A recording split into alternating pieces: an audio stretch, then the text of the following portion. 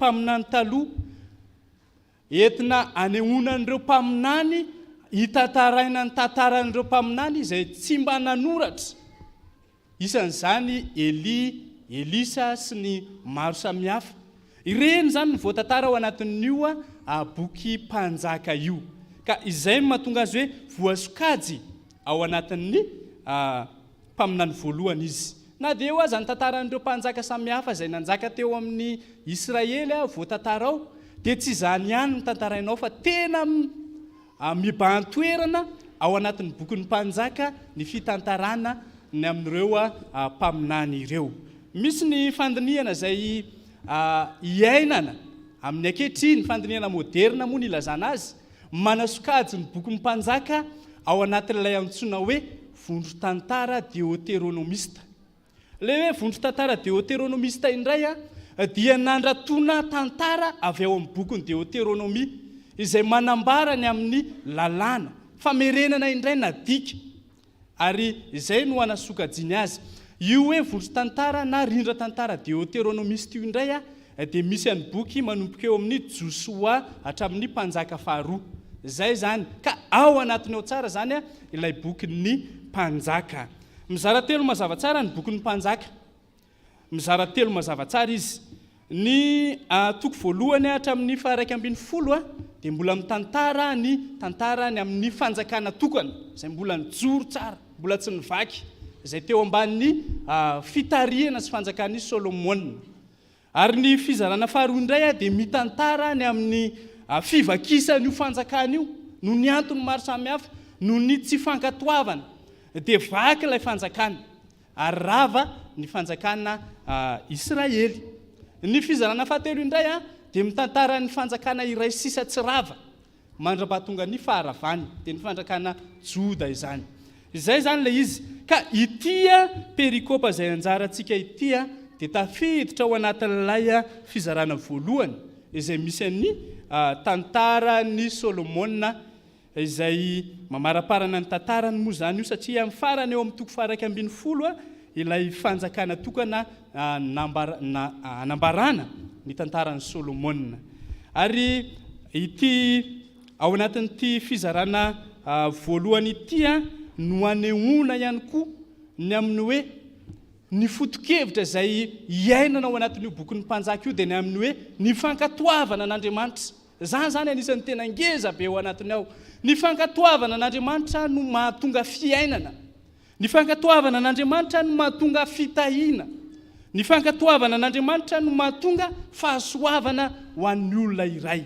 Ka ny zava-misy hitantsika ato anatin'ity tantara ity dia nisy vokany ny tsy fankatoavany ity mpanjaka atao hoe Solomona ity, ka asehony miariary eto ny vokatra izany.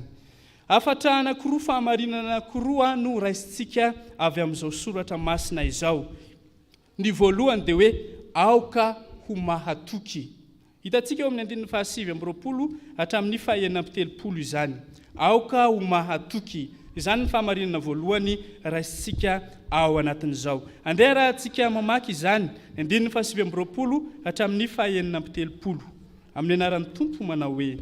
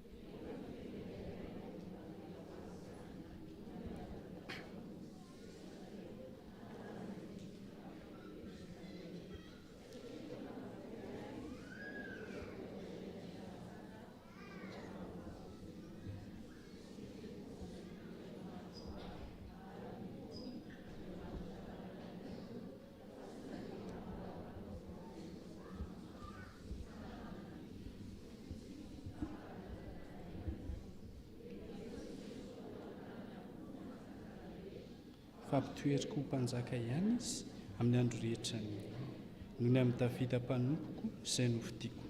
satria izy nitandrina ny lalako sy ny didiko fa esoriko eo an-tanany zanany kosa ny fanjakana ka omeko anao nefa ny firenena folo ihany fa ny firenena iray no omeko ny zanany mba hisy fanilo ho an'ny Davida mpanompoko eo anatrehany mandrakariva amin'ny Jerosalema tanàna izay novidiako ary ho ahy amin'ny amen. Hitantsika amin'io andalana io ry havana fa i Solomona na dia teo aza ny fahendreny sy ny fitahiana maro avy amin'Andriamanitra izay nataony tamin'io mpanjaka io dia niala tamin'ny didin'Andriamanitra izy. Raha misy mpanjaka fantatra sy reny lazany ny amin'izany fahendrena izay nananany izany dia i Solomona izy no voalohany ao anatin'izany. Kanefa na dia teo aza izany fahendrena izay nomen'Andriamanitra azy izany dia hitantsika taratra eo fa lasa tsy nankatohan'Andriamanitra izy, lasa nanohatra ilay zavatra ilay didy izay efa napetraka Andriamanitra izy. Nivily ny ala tamin'Andriamanitra ny fony tamin'ny fanompo-pivavahana tamin'ireo sampy, tamin'ny faneraserana tamin'ireo vehivavy hafa firenena. Izany no fandavana ny didin'Andriamanitra voalohany indrindra nataony Solomona. Niala tamin'ny didin'Andriamanitra izy, tsy nankatohan'Andriamanitra izy, ary dia foana hatreo ilay foto-kevitra izay nambara teo hoe ny fankatoavana n'Andriamanitra ny no antoko ny fandrosoany firenena iray, no antoko ny fisandratany fanjakana iray. Ka teto dia hita taratra fa nivily ny ala tamin'Andriamanitra i Solomona. Ary izany dia nisy vokany ratsy teo amin'ny firenena, teo amin'ny fanjakana izay netiny. Nisy io safidy izay noraisiny io dia nisy vokany ratsy teo amin'ny fanjakany. Ary dia nampitandrina ny Solomona Andriamanitra fa horavana ny fanjakany. Ary ambarany eto fa omenany Jeroboama mifokofolo, mazava tsara ny ambarany azy eto. Ary dia asehony fa faharavana no vokatra izany tsy fankatoavana ny didin'Andriamanitra izany. Ry havana malaretra amin'ny Tompo, isika ihany koa ane dia hiatefahana izany tenin'Andriamanitra izany hoe hatraiza ny fankatoavantsika ny didin'Andriamanitra, hatraiza ny tena fiainantsika izany tenin'Andriamanitra izany. Fa raha mijery matsy isika eto ny tantaran'i Solomona araka nambara teo aloha dia izao, i Solomona ilay tompo ny fahendrena, ilay malaza amin'izany fahendrena izany, fa nivily izy, tsy nankatohan'Andriamanitra izy, niova izy. Ka mampahatsiahy antsika ry havana izany, fa ny safidintsika dia misy vokany eo amin'ny fiainantsika. Raha atao amin'ny filazava dia izao hoe vokatry ny safidintsika araka ny tenin'Andriamanitra io sy araka ny foto-kevitra ao anatin'io bokin'ny mpanjaka io ny zavatra izay miseho eo amin'ny fiainantsika. Raha misafidiny tsara isika dia tsara zany no iainantsika. Ary araka nambara teo ilay hoe foto-kevitra deutéronomiste dia hoe noratovana avy any amin'ny Deutéronomie, ary mazava tsara ny ambarany any amin'ny Deutéronomie hoe ankehitriny dia indro apetraka eo anoloanao ny fiainana sy ny fahafatesana. Koa misafidianana inona ho izy? Ny fiainana mba ho velona ianao. Izany hoe vokatry ny safidy izay raisy ny olombelona ny vokatry ny fiainany, ny zavatra iainany. Ka ao anatin'izany indrindra ry havana no mampatsiahy antsika izao tenin'Andriamanitra izao, mba hananantsika safidy tsara eo anatrehan'Andriamanitra. Fa na dia olona matanjaka sy nalaza tamin'ny fahendrena ary Solomona, fa ny safidy indray niverina ho amin'ny faratsiana, ny safidy ho amin'ny tsy fankatoavana n'Andriamanitra dia voka-dratsy no ny ainany tao anatin'izany. Ity tenin'Andriamanitra ity ry havana dia maneho sy mampiariary mazava tsara fa mahatezitra ny Jehovahandriamanitra ny fampirafesana azy sy ny fanompo-tsampy. Ary dia mazava tsara ny vokany teo, nesorony tamin'ny Solomona ny fanjakana, noho izany tsy fankatoavana izany. Ilay tsy fankatoavana aloha izany mazava ho azy ny tena antony dia ninona? Ilay fitiavam-behivavy. Solomona ihany koa ny tena tia vehivavy. Ny vadin'ny Solomona araka ny ambara dia efa mahatratratra amin'ny arivo. Ary io moa izany dia resaka politika no tena antony izy io. Dalahy nivady avokoa ny zanaky ny mpanjaka teo amin'ny firenena manodidina, ny vehivavy any amin'ny firenena manodidina, resaka fifandraisana io. Nahatonga azy hanam-pifandraisana tamin'ireo firenena manodidina ireo. Nalahy nivady avokoa. Kanefa tao anatin'ireny dia ireo vehivavy ireo no nitarika azy ho amin'ny fanompo-tsampy satria any amin'ny firenena hafa any izay tsy mino an'i Jehovahandriamanitra dia tena manjaka ny fivavahana amin'ny sampy, manjaka ny fivavahana amin'ny Andriamanitra hafa. Ka ireo vehivavy izay nalainy vady ireo no nitarika azy ho amin'ny tsy fankatoavana n'Andriamanitra. Ka ao anatin'izany zany dia aseho miharihary fa mahatezitra ny Jehovahandriamanitra ny fampirafesana azy, ny fanompo-tsampy izay vokatry ny fitiavany vehivavy loatra tao anatin'izany. Fa isika kory havana no safidian'Andriamanitra, nantsoin'Andriamanitra, isika ilay antsoina hoe kristianina, isika ilay nitokisan'Andriamanitra ho ao amin'ny fanjakany, miantso atsika ry havana ny ten'Andriamanitra hoe matahora fa sao ho tsoahan'Andriamanitra ao anatin'izany fanjakany izany isika rehefa tsy manka-to azy.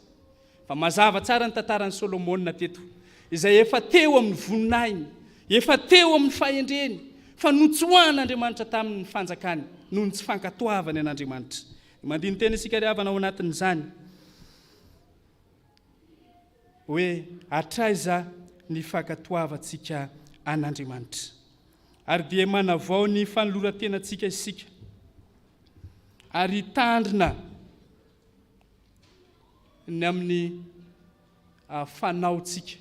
Fa ratsorina amin'ny teny mahazatra antsika ny fiainan'ny Solomona dia izy ilay antsoina hoe adalam-behivavy.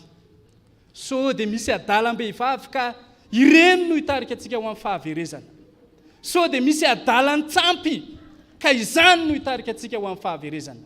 Mandiny teny antsika ry havana ao anatin'izany mba hahatonga antsika hisitraka ny fahasoavan'Andriamanitra, hisitraka ny fiainana avy amin'Andriamanitra, hisitraka ny fitahiana avy amin'Andriamanitra. Dia izany ry havana no hafatra voalohany izay ambara ny tenin'Andriamanitra amintsika. Fa mafisy ny tenin'Andriamanitra izany ao amin'ny Korintianina voalohany 1:20, 9:20 hatramin'ny 9:30. Hoy Paoly aho hoe hevero no fiantsonanareo, hevero no fiantsonanareo. Eto Paoly apôstôly dia tena misintona ireo mpiaino azy amin'ny teny mavesatra mihitsy hoe hevero zany. Aoka tsy vilivileo anaty an'Andriamanitra ianareo, aoka tsy ho ataonareo zava-dehibe izay mety mahalehibe anareo araka ny nofo. Mazava tsara. Tsy ny olo-kendry fa ny adala, zany no ambarany ao. Tsy ny olona mahery fa ny malemy, tsy ny avorazana fa ny ivarazana, ary tsy izay manana ny maizy azy fa izay fa nevatefo. Mazava tsara ry havana no ambaran'ny Paoly ao anatin'izany. Ary dia tena mifandray ny amin'ilay fiainan'ny Solomona mpanjaka nanana ny fahendrena. Fa tsy zany ny mampanjaka sy manana ny fahendrena azy zany no nijeren'Andriamanitra azy rehefa tsy nanka-to izy, fa ilay fankatoavana n'Andriamanitra, ilay fahatokiana n'Andriamanitra izany no zava-dehibe. Koa dia tao amin'ny ten'Andriamanitra isika ry havana mba hiaina izany fankatoavana n'Andriamanitra sy ny fahatokiana azy izany. Ary dia ny fitiavan'i Jesosy Kristy irery ihany, izany efa niantsonantsika, izany no efa nisafidianana antsika ho amin'ny famonjena.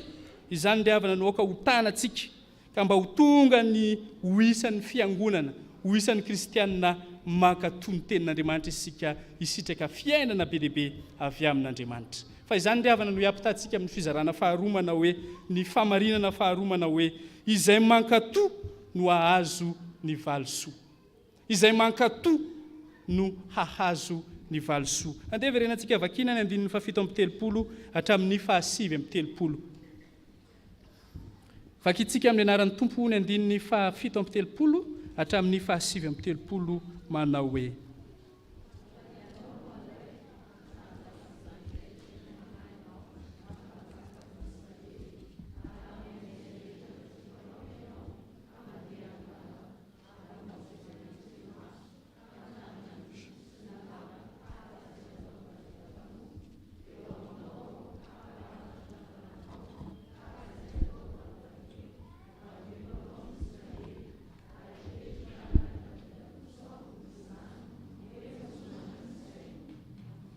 amen.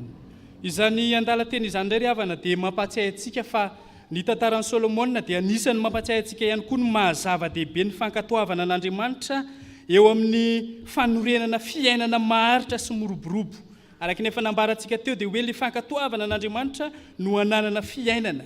Ny didin'Andriamanitra dia tsy hoe famerana amin'ny fomba kisendrasendra fotsiny ihany, fa tena taridala ny fahendrena mihitsy ho amin'ny fiainana mandrakizay, ho amin'ny fanjakana mandrakizay. Ary mazava tsara ry havana no mbarana eo fa fanjakana mandrakizay no valisoa omena ho an'izay mankatoa. Ary hitantsika mazava tsara ao anatin'izany ry havana fa rehefa misafidy ny ankatoa ny didiny sy andeha amin'ny lalàny ny olona dia manokatra lalana ho amin'ny fitahiana sy ny fanambinana ary fiainan'Andriamanitra. Ka ny fankatoavana n'Andriamanitra dia tsy teritery fotsiny ihany na hoe zavatra hifanerena fa safidy araka izay fanambarantsika teo, fa ny loharan'ny fahendrena dia ny fankatoavana izay ataontsika eo anatrehan'Andriamanitra. Ny hoe mankatoa an'Andriamanitra raha ny voambolana ilazana azy eo amin'ny testamenta taloha no ilazaintsika azy voalohany indrindra dia le hoe mihaino an' Jehovah Andriamanitra. Ny hoe mankatoa dia miatomboka amin'ny fiainona an' Jehovah Andriamanitra. Lay voambolana hebreo hoe shama, izay no entina ilazana n'ilay hoe mihaino. Ary io rehefa velabelarina dia entina ilazana hoe mihaino tsara, manongilatsofona, izany hoe miatomboka amin'ny fiainona ny fankatoavana. Tsy misy hoankatoavana moa mazava ho azy rehefa tsy mihaino, fa mihaino izay vao afaka mankatoa, mandre mankatoa. Ary dia ambarana eto amin'ity andalan-teny ity fa Jeroboama lay ambarana eto hoe hotoloran'ny fanjakana raha mankatoa sy mihaino azy izy. Ao anatin'izany koa ry havana ny hoe mankatoa an' Jehovah Andriamanitra dia mandeha araka ny lalàny, mandeha araka ny lalana izay hitariany ary mitandrina ny didiny. Dia mampatsiahy kely antsika ny amin'ilay hoe ahoana moa ilay fankatoavana. Rehefa mankatoa ny olona iray dia mitsangana izy dia maninona? Mandeha izy, miasa izy. Ary ny olona mankatoa dia tsy mihaino fotsiny ihany hoe efa eno izany, efa eno izany dia izay izany.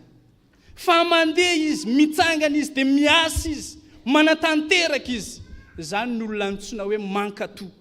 Dia mandiny teny isika ry havana eo amin'ny fiainantsika eo, firifiry ny tenin'Andriamanitra efa norenesintsika teto amin'ity tranon'Andriamanitra ity. Fa noankatoavintsika very ny tenin'Andriamanitra ireny. Sa norenesintsika fotsiny fa ny amatarana hoe nankatoa ny olona iray dia miasa izy. Ary tsy mipetraka izy fa miasa izy ho amin'ny asan'Andriamanitra, ho amin'ny fanompona an'Andriamanitra, ho amin'ny fanatanterahana ny fitoriana ny filazantsara an'Andriamanitra. Dia manavao ny fanolorantena isika ry havana ao anatin'izany fa hatraiza moa ny fiainoantsika sy ny fankatoavantsika n'Andriamanitra. Fa hoy isika teo hoe izay mankatoa no maninona? Hahazo valisoa avy amin'Andriamanitra. Ireo rehetra ireo ry havana dia milaza ny fifandraisana amin'Andriamanitra sy ny fitiavana azy. Izany hoe isika rehefa mankatoa sy mihaino an'Andriamanitra, mandeha araka ny lalàn'Andriamanitra, mitandrina ny didiny, dia maneho fa tsara fifandraisana amin'Andriamanitra isika, tia n'ilay Andriamanitsika isika. Ka raha sanatria tsy mbola mahatsiaro mpankatoa ny ten'Andriamanitra isika dia ndeha hivavaka amin'Andriamanitra, hiteny amin'Andriamanitra mihitsy hoe Andriamanitra, atao voatoa amiko ny fitiavana anao. Fa ny fitiavana an'Andriamanitra ny fototry ny fankatoavana azy. Fa Andriamanitra dia maly mivavaka tsika, atonga tsika ho mpankatoa izany tenin'Andriamanitra izany. Araka izany ry havana dia tao amin'ny tenin'Andriamanitra isika hoe mifandraisa amin'Andriamanitra ka tiava azy amin'ny fotsika rehetra, amin'ny saintsika rehetra, amin'ny fanahintsika rehetra ary amin'ny herintsika rehetra. Ary izany no fehin'ny fahatanterahana isika dia tian'i Jehovah Andriamanitra. Fa ny olona tahaka izany no toloran'Andriamanitra ny fanjakana mandrakizay dia ilay valisoa izay sarobidy omeny ho antsika. Fa ny fankatoavana ny ten'Andriamanitra irery ihany koa ry havana no azontsika mijoro manoloana ny zavatra samihafa izay mifaomafao eo amin'ny fiainantsika eo. Ambaran'ny Marika 7:17-20 zany. Ao anatin'io indray ny tenin'Andriamanitra dia manambara ny amin'ny fiavian'i Jesosy Kristy indray sy ny amin'ny andravanany Jerosalema. Ary dia mazava tsara ny anambarany azy eo fa isy fahoriana be amin'izany fotoana izany. Fa mazava tsara kosa nefa ny ambarany hoe izay mankatoa, izay mandray ny tenin'i Jesosy Kristy no tafajoro, izay efa nanana an Jesosy Kristy dia tsy iontsina manoloana izany fahoriana be izany. Izy ilay efa nankatony tenin'Andriamanitra fa valy sokosaza nositrahany ao anatin'izany. Izany hoe ny tenin Jesosy Kristy irery ihany no antoky azy ny olom-bo fidy hifaharana, na ho mafy na ho sarotra ny zavatra miseho. Rehefa mankatony tenin'Andriamanitra, rehefa feno ny tenin'Andriamanitra, miaina izany tenin'Andriamanitra izany, dia tahaka ny hoe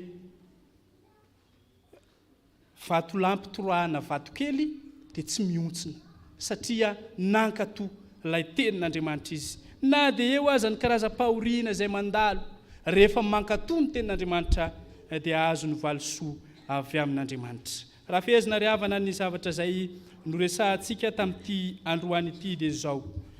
Andriamanitra ilay tiantsika dia efa nifidy sy niantso antsika. Ao anatin'izany no hitaomany antsika mba ho mahatoky eo anatrehany isika. Ary taominy ihany koa isika mba ho mpankato, fa rehefa mankato isika dia isitraka fiainana ary fanjakana mandrakizay avy aminy. Ho tanteraka amintsika ny tenin'Andriamanitra mba ho mpankato isika andeha hiasa anatanteraka ny asan'Andriamanitra. Amen.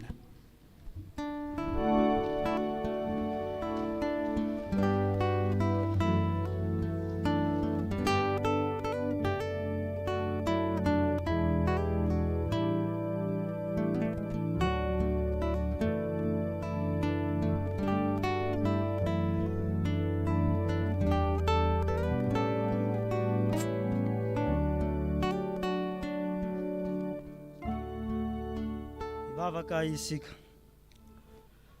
rirenay izay ny an-danitro, misaotra anao izahay noho ny famindram-pondra izay omena ho anay isan'andro isan'andro, ary ny famindram-po izay mitonga ny filazantsara ato anatinay, izay miposaka aminay mba hahatonga anay hahazafa, mba hahatonga anay hankatohanao Andriamanitra. Baikonao izahay Andriamanitra rainay io, mba hiankina aminao, hatoky anao, hino anao ny amin'ny andro mpiainanay rehetra, mba ho lasa olom-bovonjy izahay. Andriamanitra rainay io, ambarana taminay fa mitay anay ianao, ka manome anay ny valisoa anay. Tahinao izahay ny amin'ny andro mpiainanay mba hahatonga anay handray izany valisoa izany, ary mangataka aminao izahay mba ahafahanay tahiry izany fahasoavana izay be dia be izay fa nomena ho anay. Ianao tokoa no angatanay mba ahafahanay hiorina ny amin'izany. Kehitriny Andriamanitra indreto izay mitondra mbavaka ho an'ny vondrona fototra laika, ianao ilay fanomba azy hatrizay no angatanay homba azy mandrakariva, ary hitantana azy, hiaro azy ny amin'ny asany ratsy, mba hahatonga azy hanompo anao hatrany hatrany, ary hideranao hanao ny asa fanompoana rehetra ato anatin'ny fiangonana, hanambara ny filazantsaranao, ary hankatohanao sy hitory ny filazantsaranao. Kehitriny koa izay Andriamanitra rainay io, mitondra mbavaka ho an'ireo mpanomponao izay atrika ny fanadinana baka rampitso. Taio izy ireo, ianao no angatahanay homba azy mandrakariva, hanome hery, hanome fahasalamana, hanome fahalalana feny ho azy, mba hahafahany hanatanteraka izany. Taio izy, ary handray ny vokatra tsara avy aminao, satria ny teninao ataoko miavaka ny manompo azy sy ny tsy manompo ahy. Andriamanitra rainay io, indreto izay mitondra mbavaka ho an'ny mpanomponao izay nisy tia hisaotra anao ny amin'ny valika sasarana izay nomena ho azy. Dia ianao Andriamanitra ilay efa nomba azy hatrizay, ianao Andriamanitra ilay efa namaly vavaka azy hatrizay, no angatahanay ampiorina azy mandrakariva, mba hideranao hanompo anao ny amin'ny fahasoavana izay omena ho azy. Taio koa izay tsirairay avy ny mpanomponao izay manerana izao firenena izao, mba hanjakany famindram-ponao, ary ahay hanompo anao sy hanatanteraka ny asanao, hijorony amin'ny fahamarinana, ary hijorony amin'ny filazantsaranao raha hay atoky anao ny amin'ny andro mpiainana rehetra da io ny kristianina rehetra ataony amin'ny anaran'i Jesosy Kristy tomponay izany vavaka izany amen.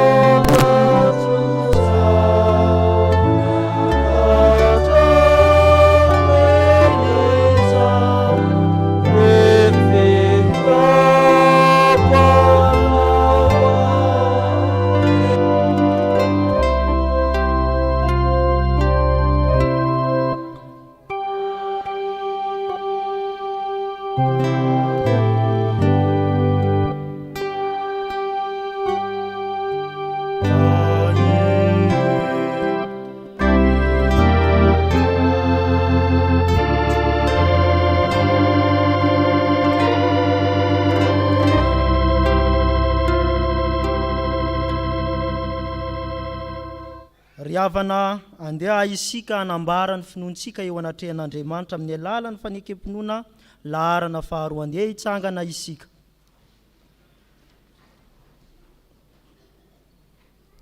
Izay manao hoe isika mino Andriamanitra ray tsy tova mpanao lanitra sy ny tany ary ny zavatra rehetra na ny hita na ny tsy hita ary an' Jesosy Kristy Tompo ray zanany latokana nateraka ny rainy izao taon'izao ny mazava avy ny mazava Andriamanitra tokoa ny avy amin'Andriamanitra nateraka fa tsy natao ray amin'ny ray ny zavatra rehetra izy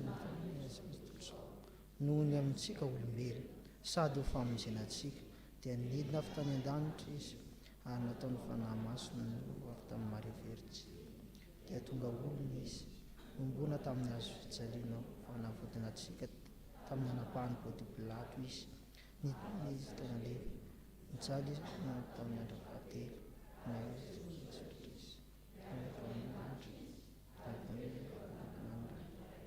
avany ny vinindray ambonahitra tsara mbela sy ny maty ary manolotra ny fanjaka tsika mino ny fanahy masina tombo sady mpanome aina izay avy any amin'ny Jejanaka ka hitsorony asaina miaramiasa izy dia teta afaka ny mpanona isika mino ny fiangonana iray masina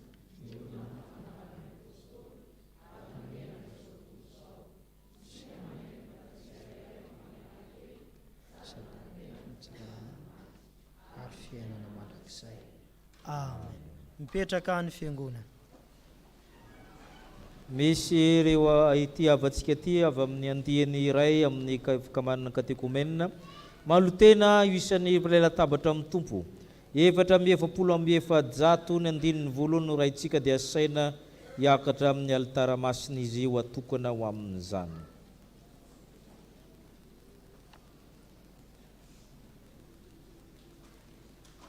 Enina amby 720 ny andininy voalohany.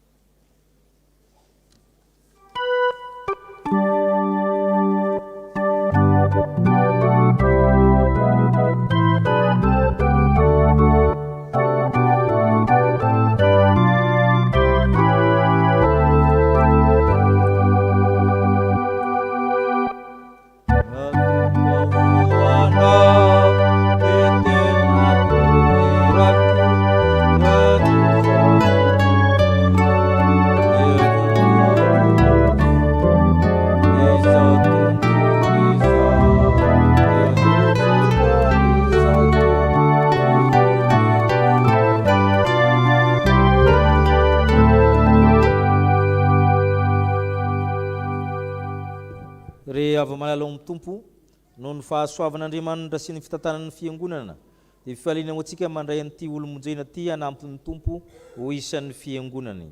Vavolombelon'ny fanekeny isika ny antso-pitiavan'Andriamanitra ary tsika mpanefana san'ny Tompo rehetra dia miombona koa manavaoa ny andro nanokanana antsika sy nandraisantsika tsirairay avy nanaovantsika fanekena tsara teo mason'ny fiangonana. Efa nampianarana ny fotompinoana kristianina izy nahatanteraka ny fanekena tamin'ny batisa ka indro amasinina ankehitriny ka andesika fiangonana hitsangana angataka ny fanahy masina.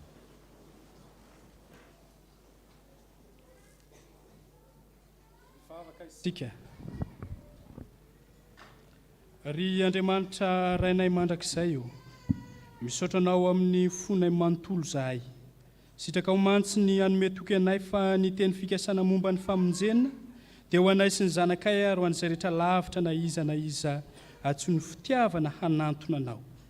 Andriamanitra tsara sy mahatoky io nino ny fanambaranao zahay teo ambatisa dia nanokana ny zanakay ho anao zahay ka nangataka ny irotsahan'ny fahasoavanao aminy. Nampianarinay ny filazantsaranao izy ary niezaka izay na dia malemy aza mba hitarika azy ho amin'ny fiainana mandrakizay dia ny mahafantatra anao izay Andriamanitra tokana sady marina sy Jesosy Kristy izay efa nirainao. Ary ankehitriny rehefa nandreny antsonao izy ka afaka hifidy ankalalahana ny lalana izorany dia indro tonga eto anatrehanao mba hanambara ny finoany. Ry Tompo Andriamanitra io mba enore ny vavaka rehefa miakatra eo aminao azy ankehitriny.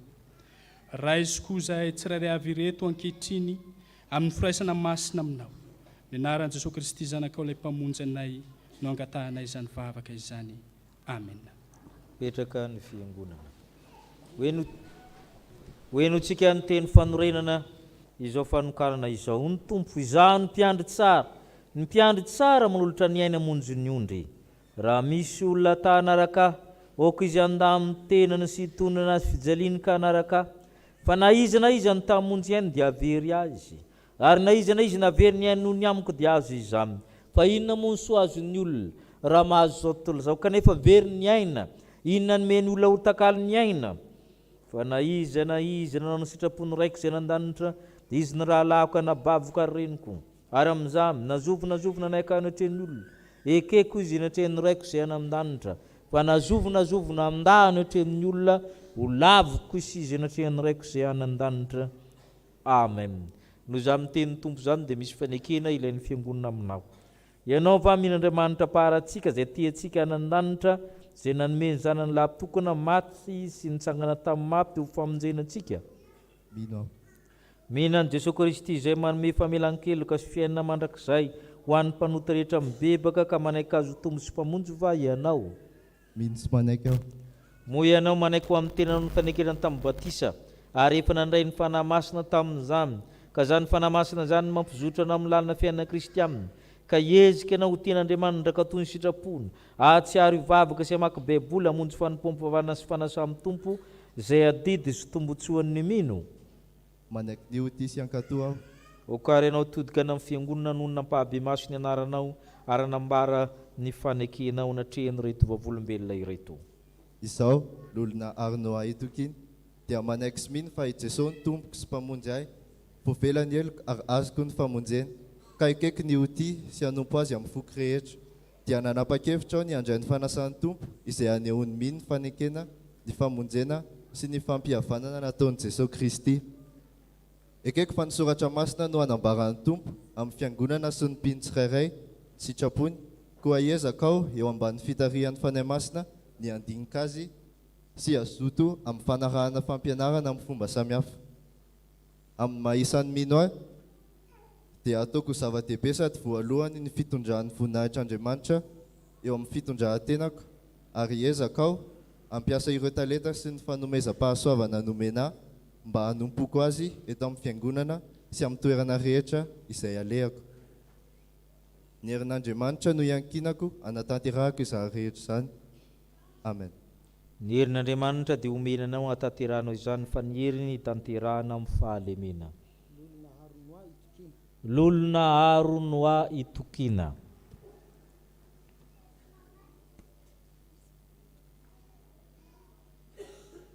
Noho izany fanekena nataonay teo izany dia amin'ny narin'Andriamanitra ilay zanaka fanamasina dia manokana anao izay, manamasina anao izay, mandray anao izay ho isan'ny momba ny tenan'i Kristy ka mitsodranana anao. Asainay ianao indray anjaraka amin'ny ankehitrina amin'ny fanasan'ny tompo. Ary Andriamanitra ilay tsy tozy fiantsano ala tamin'ny maizina ho amin'ny fahazavany mahagagany no hatanteraka sy ampiora amin'ny toetranao. Ho azo ny fanjakana mandrakizay ho aminao ny fahazavan-tsaina mahery sy mahatanja fa ny tompo momba anao.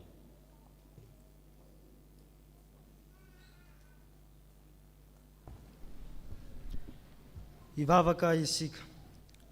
Tompo Andriamanitra eo misaotra anao izahay no ity ora nomenao iainanay eto anatrehanao ity. Apetraka eo an-tanànareo eo ity mpanomponao izay voavina namafy ampahabe maso ny fanekena taminao. Ianao ry Andriamanitra ray eo ny antso azo koa namaly izany antsonao izany izy. Da io ny fanapahan-keviny hitoetrany amin'ny fahatokinanao Andriamanitra ko mba homezo azy ny hery aharetany amin'izany noho ny fananao masina. Ianao ihany no aoka hanomana azy anatina ny latabatrao masina sy hampiditra azy ny amin'ny firaisana masina amin'ny zanakao. Taovy marina ny fibebahana, matanjaka ny finoana, tsy azozongozona ny fanantenana ary mahery ny fitiavana. Aoka hifikitra mafy amin'ny marina izay mahavonjy izy ka hiasa lalandava mba hitombony amin'ny fahalalana izany. Ary seho amin'ny kery mandrakariva eo anatrehan'izao tontolo izao ho vavolombelona ny teninao sy ny asa. Vavaka aminao izay Tompo, mba omeo anay rehetra koa ny androso hatrany eo amin'ny fiainan'ny Kristiana, mibanjina ny fanjakana mandrakizay izay efa nampanantenanao anay zanakao. Enory Andriamanitra rainay eo ny fivavakay izay miakatra any aminao. Taony amin'ny anaran'i Jesosy Kristy mpamonjy anay. Amen. Rehefa fanasany tompo vaovao tany mafy ny anananao mba tsy siaka ny satroboninahitra ao mandehanaka mitomboa amin'ny fahatsarana rehetra. Amen. Ny fikamanana katekomena no andolotra hira fisaorana.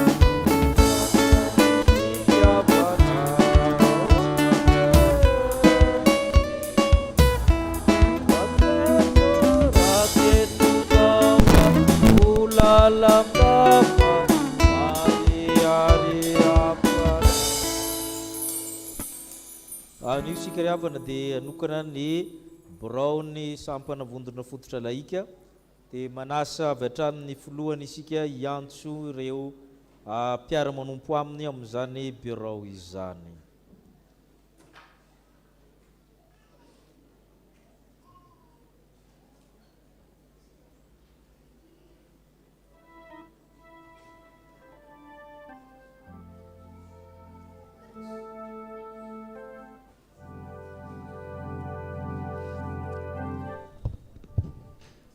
Eny ary dia fahamelamatsika mpiara-mivavaka indray amin'ity alahady maraina ity. Araka ny resahan'ny mpitandrina teo dia hotokanana androany ny birao ny sampana VFL. Ny voatendry andrindra ny sampana dia ny tenako Rahopisoa na Rintsalamarivo. Dia ny vice-président na filohahevitra ny lieutenant colonel médecin colonel Rasafy Manatsoa Hery Mamonjy. Ny mpiandraikitra ny rantsana ara-panahy i Rantamalala Felaniaina Miora. Ny mpiandraikitra ny rantsana Vetson'ny Foloalindahy i Andrea Matonia Irindra. Ny mpitantsoratry ny sampana Ramanantena Soa Hevero Heriniaina. Ny mpitahiry vola Razafindrazaka Eva Adrienne. Mpitantsoratry ny vola Razaka Manana Aingo Navalina. Dia ny mpandini-bola Razafindrabe Rindra izay nanome fialatsiny fa tsy afaka izy ny amin'ny androany.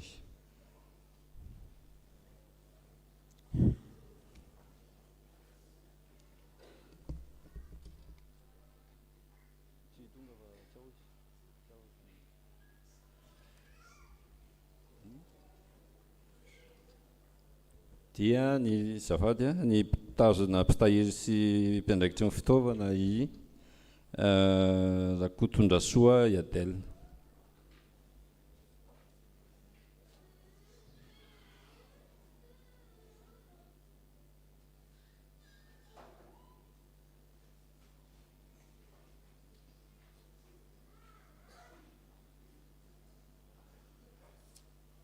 Arak'izany ny havana dia mijorentanetsika ny sampana manambara fa velona ny fiangonana. Hitodika aty amin'ny alitara ianareo.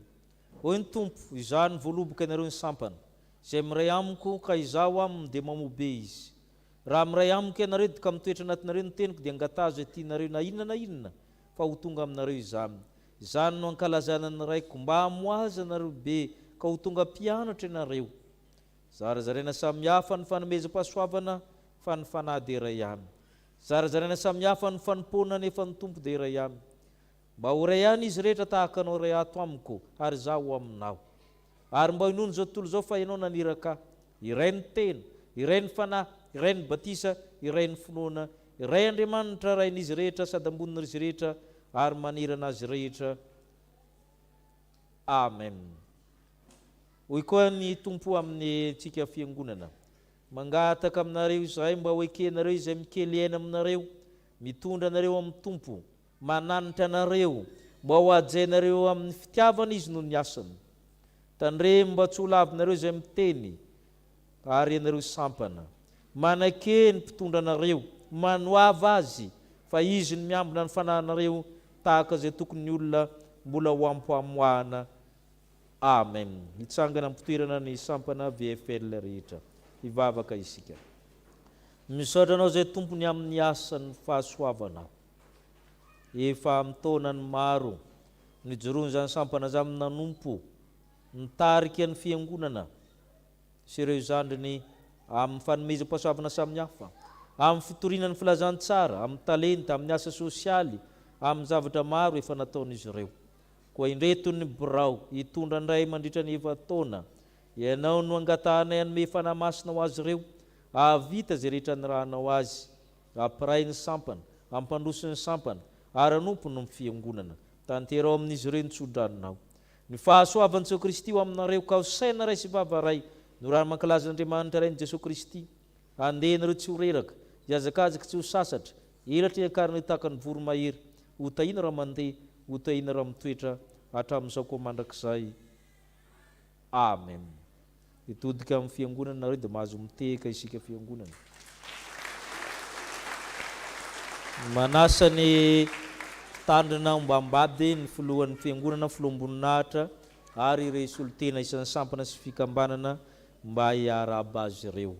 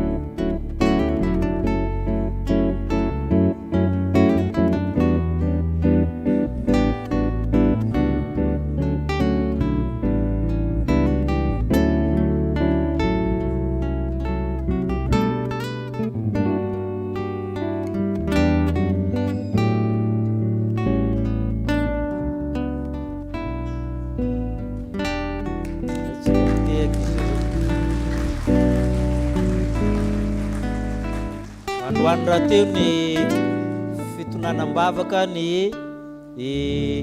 isampany manerina ny maisahany 𝗧𝗥𝗜𝗔𝗏 dia androany alahadindry ireo manerina 𝗧𝗥𝗜𝗏 dia falitsika mitonam-bavaka azy ireo iroso amin'ny vaovaon'ny fiangonana isika.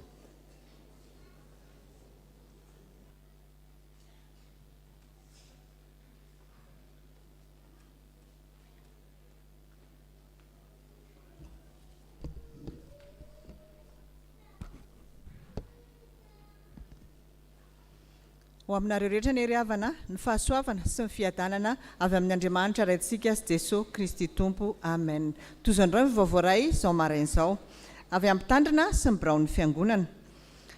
Ho tanterahana eto amintsika eto amin'ny chapelle militaire Pahibe amin'ny alakamisy 10 Aogositra ho avy izao ny fanokanana ho mpitandrina an'Andriamatoa Rakotoarivelo Sitraka. Koa ho fanohanantsika azy dia misy ny valopy izay ho zarain'ny dekona rehefa mandritra ny fotoanan'ny rakitra. Ny astika eto toerana dia nanatanteraka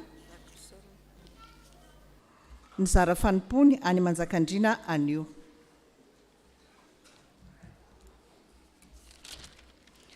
Vaovao avy amin'ny sampana sy fikambanana. Avy amin'ny fikambanana katekômena komity fa 10 taona. Efa mandroso tokoa isika ao anatin'ny fiomanana ho amin'ny filma izay ho toto-saina. Koa misy ny fiofanana anio hariva amin'ny 2 ora sasany hatramin'ny 4 ora sasany. Misy ihany koa amin'ny alakamisy amin'ny 3 ora hatramin'ny 5 ora sasany. Ary misy koa ny sabotsy amin'ny 7 ora maraina hatramin'ny 12 atoandro. Koa dia manentana antsika rehetra izay efa ran'olo-tena ho amin'izany fanompony izany aza tao ambanin-javatra ny fanoloran-tenantsika. Afaka miresaka amin'ny tompon'andraikitra ny amin'ny fandaminana ny fotoana. Avy amin'ny sampana fifoazana. Araka ny fahafantatsika dia isy ny antsapiderana izay karakarain'ny safidy eto toerana amin'ny alahady 13 Jolay ho avy izao manomboka amin'ny 2 ora tolakandro. Izany dia arahana amin'ireto antoko-pihira manaraka ireto: ny afaka, ny asafami, ny FBFA, ny afiama sy ny antoko-pihira eto antoerana. Misy ihany koa ny invité surprise. Ny valopy izay asiditsika ny rakitra ho solon'ny tapakira fidirana dia azo raisina eny amin'ny mpikambana safifa rehetra na raisina eny ambaravarana rehefa mirava. Ny rantsana 3 fariavana dia nanatanteraka rindrakira ara-pilazantsara any amin'ny FJKM Ambohimangarova anio. Avy amin'ny sampana sekoly alahady. Mitohy hatrany ny fampianarana sekoly alahady. Ireo izay mbola tsy nanao fanadinana dia afaka manatanteraka izany ka manantona ny mpampianatra.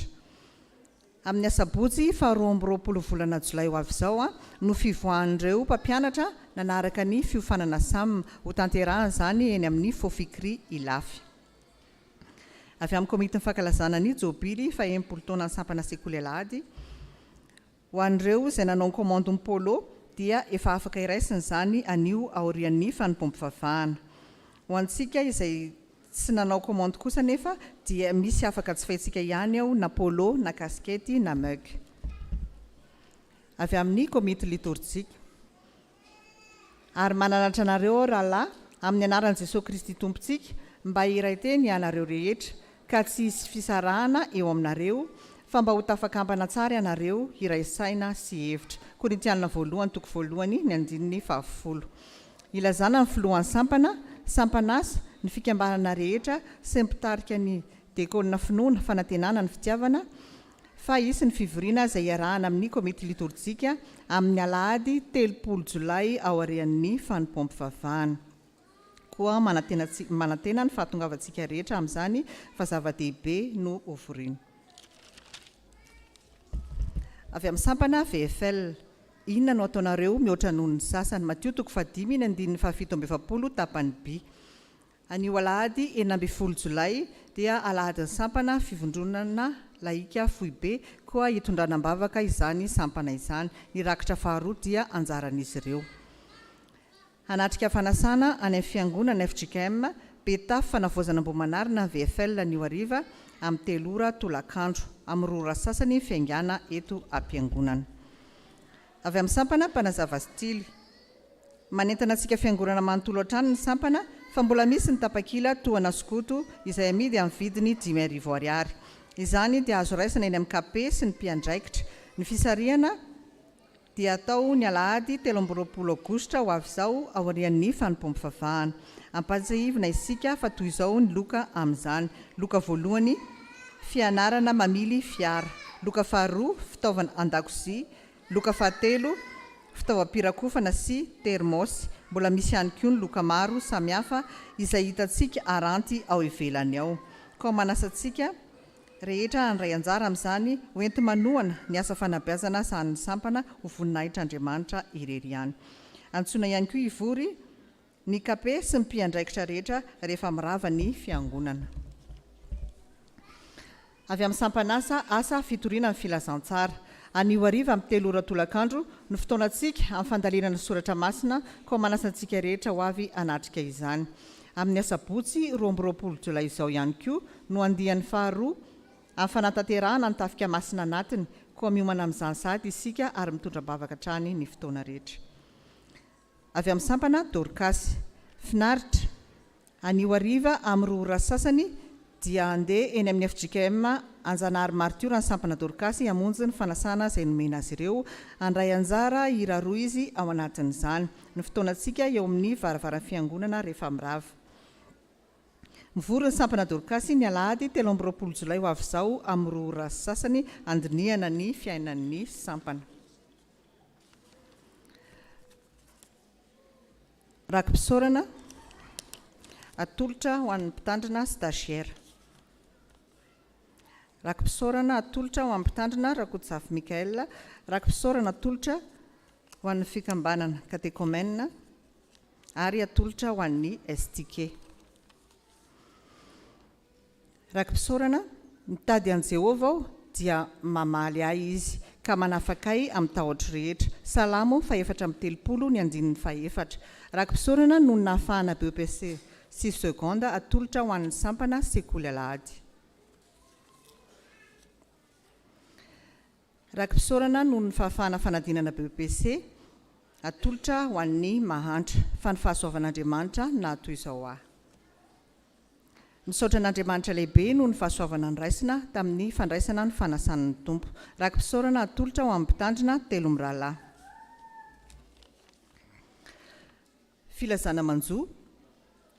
Efa niady tsara aho natateraka amin'ny fihazakazahana aho nitahiry ny finoana aho. Timoty 2:7 ny andinin'ny 7. Gendarme retraité JP1C Sambo Velson. Amin'ny finoana ny fanantenana fitsanganan'ny tena maty no ampandrenesana ianareo havana sy tapaka fa natsony ray ny ody any aminy izy ny talata 12 Jolay rehefa nivahiny 75 taona teto an-tany. Hoy ny vadiny Velson lalao Janine, ny zanany Velson lalao Arsosandra, Velson nantenaina Ali Velson Medi. Ray tapo aminy, ray tapo amin'ny vadiny, fianakaviana manontolo, ny fokotany ampandrana Besarety sy ny mpiaramonina, ny FIGN Fort du Chêne, chapelle militaire Ampaibe. Nofiny dia niala tao an-tranony lo près de V54C ampandrana Besarety ny sabotsy 15 Jolay ary natao veloma farany teto amin'ny chapelle militaire Ampaibe alohany nametrahana azy teny amin'ny fasany Anjanahary. Ny famangin'ny fiangonana dia efa totosa tamin'ny zoma lasa teo ary ny fianakaviana dia nanolotra fararakitra ho an'ny fiangonana. Fisaorana. Izahay va dia manjanaki rabe mananjara ny irina dia maneho etona ny fisaorana anareo mpitandrina dia kona sy loholona ny sampana velona ary ny mpianakavy finoana rehetra eto amin'ny chapelle militaire Ampaibe noho ny fidododonareo nampahery sy nampitrakanay no nalasan'ny reny malalanay. Andriamanitra manakare-pahasoavana ny amaly fity anareo tsirairay avy misaotra tompoko. Ny fianakaviana dia nanolotra fararakitra ho fanohizana ny asan'ny fiangonana. Dia toy izay indray avana vaovao ny voninahitra ho an'Andriamanitra irery ihany.